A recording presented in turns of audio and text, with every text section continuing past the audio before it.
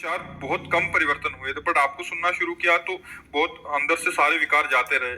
ज्यादा ज्ञान बढ़ता जा रहा है आपकी सत्संग उपदेश से।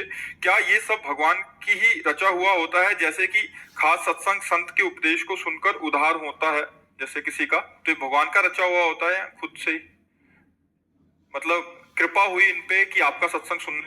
हाँ, बेनु बेनु हरि कृपा मिले नहीं संता। पर परिवर्तन तभी होता, जबान से परिवर्तन नहीं होता। यदि हम खुद गंदे हैं और तुम्हें अच्छे का उपदेश करें तो कभी परिवर्तन नहीं होगा। जो हमारे अंदर है वही तुम्हारे अंदर प्रभाव डालेगा। अगर हमारे अंदर नहीं, हम केवल प्रवचन करें तो वो प्रभाव नहीं पड़ेगा, मनोरंजन पड़ेगा, तालियां मले पीट के चले जाओ। जब हम सच्चाई से चलेंगे, जब हम जो अपने आचरणों को सुधार रहे हैं, हम जो भगवान से प्रीति कर रहे हैं, अब बोलेंगे तो प्रभाव तुम्हारे दिमाग में बैठ जाएगा और तुम्हारा परिवर्तन कर देगा। तो भगवान जब द्रवित होते हैं तो वो अपने जनों का संग देते हैं। जब द्रवहि दीन दयालु राघो तो साधु संगति पाइए। जब भगवान कृपा करते हैं तो संतों का संग मिलता है, और जब संतों का संग मिलता है तब जीवन का रंग बदल जाता है। यही है संत संग का परिणाम। यदि हमारा जीवन परिवर्तित नहीं हुआ तो सत्संग क्या? सत्संग के लिए कहा है, तात स्वर्ग अपवर्ग सुख धरी तुलाय कंग तूलन ताय सकल मिल जो सुख लव सत्संग। स्वर्ग के सुख और मोक्ष के सुख को भी सत्संग के आगे लघु कर दिया। तो क्या सत्संग? जो हमारे नीच कर्मों से हमको उबार करके अच्छे कर्मों में लगाकर भगवान से प्रीति करा दे, उसी का नाम सत्संग है। यदि प्रवचनकर्ता का उद्देश्य रुपया है, प्रवचनकर्ता का उद्देश्य मान बढ़ाई है, प्रवचनकर्ता का उद्देश्य भोग है, तो वही उद्देश्य तो आप लोगों के भी है। रुपया मिले, भोग सामग्री मिले, मान बढ़ाई मिले, तो दोनों तो एक जैसे हो, तो परिवर्तन कैसे होगा?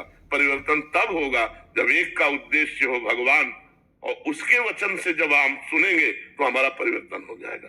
भले उसमें शास्त्रीय शब्द न हो, भले ग्रामीण शब्द हो, सहज शब्दों में बोल दे तो तुम्हारा कल्याण हो जाएगा, क्योंकि वो सच्चाई से भजन मार्ग में चल रहा है, वो भगवान का निज जन है, तो उसका प्रभाव पड़ेगा। दीपू भगत जी, राधे राधे गुरु जी। महाराज जी, आपके सत्संग को सुन के मांस मछली शराब मैंने छोड़ दिया महाराज जी। गुरुजी, मेरे मन में एक विचार काफी समय से चला आ रहा है कि आप कहते हैं कि अतिथि देवो भव। मेरे घर पर अभी जो भी अतिथि आते हैं वह सभी मांस मछली का सेवन करते हैं और मैं उनको शाकाहारी खिलाता हूँ। तो महाराज जी, वो गुस्सा होकर जाए तो इनका कहना है कि और गुस्सा हो जाए, एक बीता और गुस्सा हो जाए। हाँ, नहीं, हमको हम जो पाते हैं वही पवाएंगे। अगर तुम जो पाते हो हम नहीं पवा पाएंगे। सबको छोड़ दिए हमने, आप एक ही लक्ष्य राधा रानी को प्राप्त करें। बिल्कुल, हाँ बिल्कुल। गंदा आहार किसी को नहीं पाएंगे, और रिश्तेदार बने रहे चाहे ना बने रहे, आप इसकी चिंता ना करो। कलिकाल है, अब प्राय गंदगी बढ़ती चली जा रही है।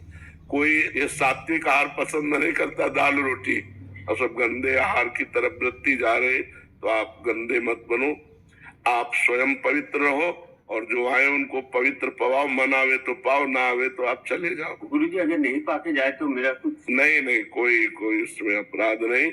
उत्तम मार्ग है, उत्तम बात है। कोई गलत आचरण करे तो उसको गलत आचरण करवावे, तभी वो खुश रहेगा, ऐसा नहीं है। अगर आप गलत हो तो आप गलत हो, असंतुष्ट होकर जाओ। हमारा कोई अतिथि देवो भव इस बात के लिए है, हमने कई बार कहा, इसको बहुत अच्छे से समझना चाहिए। जिसका कोई परिचय नहीं है, जिसकी कोई तिथि तारीख नहीं आने की, अचानक कोई आ गया तो पहला स्वागत राधे श्याम। कोई भी हो, वाणी का स्वागत, मृदुल स्वागत, राधे श्याम, आओ बैठो, पानी पिएंगे आप? दूसरा स्वागत, पानी पिएंगे आप? नहीं, हमें प्यार, भोजन पाएंगे आप? पवा दीजिए तो पवा दीजिए। तो हमारे यहाँ तो दाल रोटी है, आप पाएंगे? नहीं, ये तो मैं नहीं पाता, मैं तो मांस पाता हूँ, तो हमारे यहाँ सुविधा नहीं। खत्म। अब जैसे कोई संत आता है तो दो बातें तो आप दे ही सकते हैं, मधुर वचन और जल। हमको रुपया चाहिए यज्ञ करने के लिए, भाई हमारे पास नहीं है, और है भी तो हमारी श्रद्धा नहीं, कुछ अपराध नहीं बनता। आप अगर सत्य से चल रहे हैं, कोई अपराध, हम आपको नहीं जानते, हमारी श्रद्धा नहीं कि हम 5,000 आपको दें। पता नहीं 5,000 का आप यज्ञ करोगे कि शराब पियोगे कि क्या करो। हमारी श्रद्धा बन जाए कि हम ये जाने कि आप पात्र हो, तो फिर हम आपको अर्थ दे सकते हैं। तो ये हम प्रवचन क्यों करें? हम तो सीधी बात है, दो का स्वागत किया, वचन और जल, तीसरा भोजन हमारे अनुसार, चौथा अर्थ श्रद्धा के अनुसार। अगर हमारी श्रद्धा है तो हम देंगे, हमारी श्रद्धा नहीं तो नहीं देंगे। बिल्कुल नहीं डरना चाहिए, कोई अपराध नहीं लगता। महाराज जी इसमें एक प्रश्न, जैसे आपने बोला कि वो 5,000 मांगे तो नहीं देना चाहिए, महाराज जी अगर वो कहे कि मेरे को भगवान प्रेरणा कर रहे हैं, अंदर से श्री जी प्रेरणा कर रहे हैं, तो हमारे अंदर पत्थर बैठा है क्या? वो भी वही, हमारे अंदर भी तो भगवान बैठा, वो प्रेरणा ही नहीं कर रहा। तुम्हारे अंदर प्रेरणा कर रहा, तुमने मांग लिया। हमारे अंदर प्रेरणा कर रहा है कि नहीं देना, तो मैं नहीं दे रहा हूँ। जब मेरे अंदर प्रेरणा करेगा दो तो मैं दे दूंगा। तुम्हारे अंदर भगवान, तो हमारे अंदर पत्थर थोड़ी बैठा है, वही भगवान ही तो बैठा है। दबना नहीं चाहिए। धर्म में कहीं भी झुकने वाली इस तरह की प्रवृत्ति नहीं। मान लो कोई ऐसा भी कह दे कि तो अगर रुपया नहीं दोगे तो तुम्हारे घर में हानि हो जाएगी, बिल्कुल नहीं डरना चाहिए। ऐसे पाखंड से नहीं डरना चाहिए। कुछ नहीं, जो रुपया पैसे का गुलाम होता है साधु नहीं होता। जो दूसरों से रुपया मांगे साधु नहीं होता। तब लग जोगी जगत गुरु जब लग रहा है निराश, और जब आशा मन में भई जग गुरु जोगी दास। भगवान का दास बन करके साधु वेश रख कर रुपया मांगे घूमे, वो लक्ष्मी महारानी का दास हो सकता था, नारायण का दास नहीं हो सकता। तो हमको माया के दास से डरने की जरूरत नहीं है, हाँ भगवान के दास से डरने की जरूरत है। कोई भूखा आया है और कह रहा भोजन पवा दो, अब आपकी बड़ी तीव्रता से आपको कहीं जाना है, अब आपको समस्या है, आप पहले भोजन की व्यवस्था उसकी करो। धर्म कहता है वो दरवाजे पे भूखा आया, अब वापिस न जाने पावे। हमारे पास जो कुछ जल पात्र भोजन जो भी है आप पा लीजिए, फिर हम अन्य कार्य देखेंगे। उस समय अवहेलना न करें कि हम लोग पार्टी के लिए जा रहे हैं, घूमने जा रहे हैं, और कोई अतिथि कोई साधु महात्मा भोजन की याचना करे तो तत्काल व्यवस्था की जैसे भी बने। मान लो बाजार में हो आप तो मीठा और फल आदि खरीद करके आप पा लीजिए। भले वो अपनी औषधि के लिए पैसा है तो हम बीमारी का कष्ट सह लेंगे, आप भोजन पा लीजिए। ये धर्म कहता है ऐसा। नीतीश जी, गुरुदेव भगवान, यदि कोई साधक ऐसे घर में जन्मा हो जहां मांस मदिरा गुटखा तमोगुण प्रवृत्तियां सामान्य जीवन का हिस्सा हो और वह बालक भगवत प्रेम की ओर चलना चाहता हो, तो शुद्ध भक्ति रक्षा कैसे करे? क्या ऐसे वातावरण में क्या प्रहलाद जी हिरण्यकश्यप जैसे दैत्य के घर में जन्मे थे, उनकी भक्ति का बाल बांका हुआ क्या? यदि अपनी निष्ठा है तो कहीं कोई हमें परास्त नहीं कर सकता। घर क्या है, समाज क्या है, हमारी निष्ठा है। प्रहलाद जी पिताश्री कह के साष्टांग दंडवत करते थे हिरण्यकश्यप को, और जिस दिन देखा कि भगवान का विरोध करने वाला पिता है तो दैत्यराज करके संबोधन किया। दैत्यराज करके उन्होंने पूछा तेरी बुद्धि ऐसे कैसे बदल गई? प्रहलाद जी उनका पढ़ाने लिखाने से नहीं, वैसाम मतिस्तावद रुक्रमांगिम इस पर सत्या अनर्था गमो यदर्था मही असाम पाद रजोभिषेकम निष्किंचना नाम न वृणीत्या। अरे दैत्यराज, ऐसे संबोधन किया।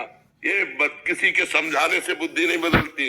ये जब महापुरुषों का संग होता है, उनकी चरण रज, तब जैसी हमारी निष्ठा है ऐसी भगवान श्री हरि में निष्ठा होती। तो क्या माता हो, पिता हो, परिवार का सदस्य हो, अधार्मिक कृत्यों में संलग्न हो और मुझे पता है अधर्म है, तो मैं उसका साथ दूंगा? नहीं दूंगा। तुम अपने कर्मों का भोग भोगो, हम अपने कर्म से चलेंगे।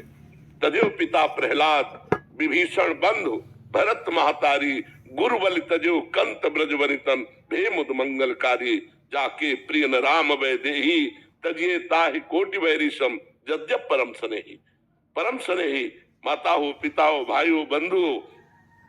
देखो विभीषण जी ने रावण का त्याग कर दिया, भाई है। गोपियों ने अपने पतियों का त्याग कर दिया, और श्री बलि जी ने अपने गुरुदेव का त्याग कर दिया। जब शुक्राचार्य जी ने मना किया वामन भगवान को दान मत करो, ये 3 पग में सारी ब्रह्मांडों को नाप लेंगे, नहीं माने कि जब भगवान भिक्षुक बन करके आए तो ऐसा अवसर हम नहीं चुकेंगे। गुरुदेव की बात टाल दी और भगवान को 3 पग पृथ्वी का दान किया। प्रहलाद जी ने पिता का त्याग कर दिया, भरत जी ने माँ का। भरत जैसे जिसके पावन पुत्र हैं, जब भरत जी ननिहाल से आए तो कैकेयी जी मुस्कुराती हुई मिली, तो उनका माँ हमने तो सुना बड़ा मंगल हो गया, पिता पधार गए और तुम मुस्कुरा रहे हो, भगवान राम वनवास चले गए।